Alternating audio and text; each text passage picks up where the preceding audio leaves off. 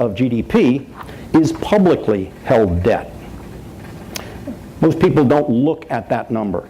The number they look at most frequently is the red line here, which is around 94%. So getting very close to that 100% area where crises typically arise. And that is gross federal debt. And that includes not just the publicly held debt, but other debt that's on the Fed's, the government's balance sheet. But we could look at the other two lines as well. The next line, the one which it intersects here, but it ends right up in this area, is government debt, gross government debt plus the government-sponsored enterprises, Fannie Mae, Freddie Mac, and so on. Now, the government has clearly implied that it's going to stand behind that debt. That's always been the assumption in the world investment markets. So it's very hard for us to imagine that the government would simply walk away from that debt. And if that's the case, then we're looking at government debt up in the 130-something% of GDP, already in crisis. And if we add state and local debt to that, we're up at the level of the top line. How many of us imagine that the government would simply let a state default? Don't know. Local governments, maybe yes. States, it's a tough question. But if any of that is included, look at the level of government debt relative to gross domestic product. It's clearly in a danger zone. And as you know from recent financial news, the U.S. is certainly not alone in the debt category. Susan referred to a few of the countries that are experiencing debt. We don't have a graph in here. For whatever reason, it couldn't be produced right. But if you look at the next graph on page 5 in your booklets, and because these were very small and they didn't copy easily, this is a little bit tough to read. And I won't spend any great amount on this page, but I want you to see the projections rather, that the Bank for International Settlements makes for a dozen countries under 3 different economic scenarios. The top line in each of those graphs is what would happen if current spending and tax policies remain as they are today. The second line, the middle line, assumes small, gradual spending cuts and tax increases. And the bottom line includes serious spending cuts and very significant tax increases, but leaving age-related spending like Social Security and Medicare in our country constant. So if you just look at those, and I'm not going to go through them in any detail, but you can see some are already in very serious condition, and others, unless they very dramatically change their ways, ourselves included, will be in dire condition before too terribly long. There is no precedent in modern times for excessive debt to exist so broadly. So it really is a testament to how we, as world consumers, have bought into the idea that we simply can borrow and spend, and somehow it's all going to work out. And the solution is not an obvious one. Page 6 shows how we've tried to get out of our economic problems.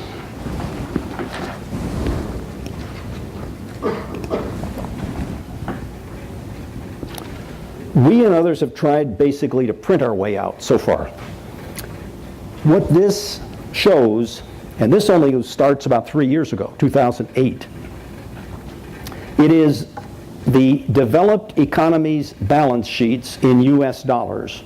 And we're looking at the balance sheets of our Federal Reserve, the European Central Bank, the Bank of Japan, the Bank of England, the Bank of Canada. And you can see we have basically just increased the level of debt very dramatically, where you see where we began, a little over 4,000, and we're now up around 7,500 on this scale. You see what in 3 years the developed countries' major central banks have done by way of printing money and offsetting it with debt on their balance sheets. And TARP, TALF, QE1, QE2, and their equivalents then in the other countries are an attempt to bail out failing essential institutions, buy time.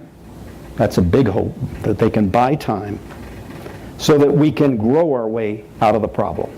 That's the way central banks try to do it. They try to orchestrate it that way. Is it possible? Take a look at page 7. We clearly have become more efficient. We are near our all-time high in productivity. We're producing more goods and services with fewer workers, and that's a good thing and a bad thing. It's good for the businesses and it's good for their profitability. It's obviously bad for the employees, or the former employees, or the prospective employees. And that's the main reason that corporate profits have been so good over the past year plus. We have become much more productive with fewer human assets, particularly. And history tells us, as this graph also shows, that productivity is cyclical, as I referred earlier to profit margins as being cyclical. Recent readings that are not yet shown on the graph show that productivity growth is at least slowing down. And despite the strong productivity growth, it has not even started to make a dent in the growing debt problem. Page 8 shows the very recently announced April budget deficit. The increased productivity hasn't produced any large increases in tax revenues as seen in the top part up here. You can see we've come off the dire straits of the bottom down here in the depths of the recession, and we've come up nicely, but now we've kind of hooked over. But clearly we haven't gotten a real surge in new tax revenues from the increased productivity that we've seen. And certainly not even close to covering the increased government outlays that you see here in the middle portion of the graph. And that results in the horrible budget deficit that's shown down here at the bottom. So we've come off the economic bottom about 2 years ago. And yet we are increasing our deficit problem. We're increasing our government expenditures, and we have only partially increased our tax revenues, and those have started to roll over. So clearly there is a non-compute at this point. It doesn't equal. The graph on page 9 will, I think, surprise a number of you, and it does take a little explanation. With the exception of, what we're looking at here is recent GDP growth. I say recent, that's the right side of the graph, because this really starts in 1944. But we're looking at the rate of GDP growth over that period of time from 1944 through the present. And this graph shows, at least in the right-hand side of it, that recent GDP growth comes from more government debt. And let me explain that a little bit. First of all, we always think of GDP as the kind of the production of a country. Well, with the exception of exports, net exports, GDP really measures spending. But it doesn't differentiate between debt-financed spending and spending that we can do out of our current income. Now, you'd think logically, if we earn it, we can spend it, and that shows, appropriately, shows a measure of growth. But if we borrow it and then spend it, most of us wouldn't see that as being productive. But our GDP figures measure it as productivity, as growth. So if we borrow $5 and spend the $5, that's GDP that's $5 greater. Now, that's an interesting phenomenon. And when you look at this graph, first of all, we're looking here at real GDP. And every time you see real, what it means is basically we're just subtracting out inflation. So it's whatever the nominal number that's being analyzed less the rate of inflation. So we're looking here at real GDP and then what they're calling structural GDP, private sector GDP, per capita. Okay, so it's how much GDP are we producing under these various measures per person? Well, the top line, which is the line that most people look at and report when they talk about GDP. So real per capita GDP is almost back to the 2007 peak, but it's still only up about 6% in a decade. So not a great increase, which is probably why we feel we're in a pretty stagnant time period. But even that small growth is entirely from debt-financed consumption. If you look at the second line, the yellow line here, the real per capita structural GDP, that's the yellow line, is GDP after subtracting out the growth in government debt. And that GDP is down 5% from in the past decade, more than that from the high, but it's down about 5% from the past decade, and it's just about at the same level of prosperity, let's say, as we were in 1998. So it's understandable that people don't feel we've been making great progress economically. And you can see here as well how different the activity of the last decade plus looks from any other portion of that line going back into the mid-1940s. We've always had growing GDP, but we've stagnated in here. And when we look at what we have gotten in this time period, it's because it's been debt financed. So it's a very, very real concern. We are not growing stronger economically. We are adding debt that is more than the growth in the GDP.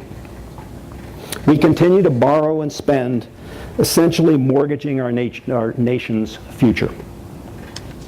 Page 10 shows how much debt government has added per working person over the years.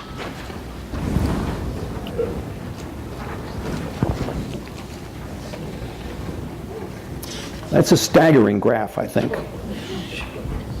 It's the growth, as you read across the title, growth in gross federal and GSE, that's Fannie and Freddie, state and local debt per working person per working day in 2010 dollars.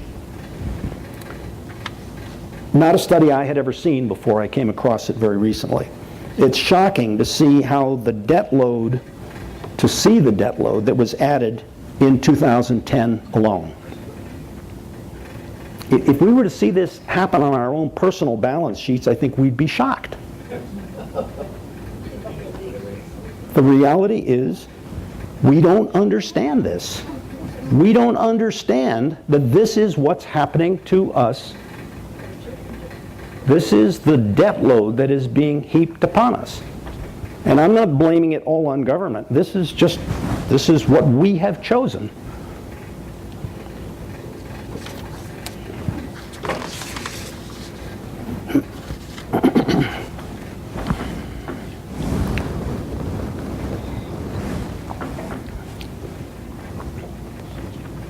Corporate earnings are strong and productivity is near all-time highs, but how much is a part of a sustainable growing business cycle, and how much is due to the government having bailed out failed enterprises, then giving the banks essentially free money, then force-feeding unprecedented amounts of money into the economy.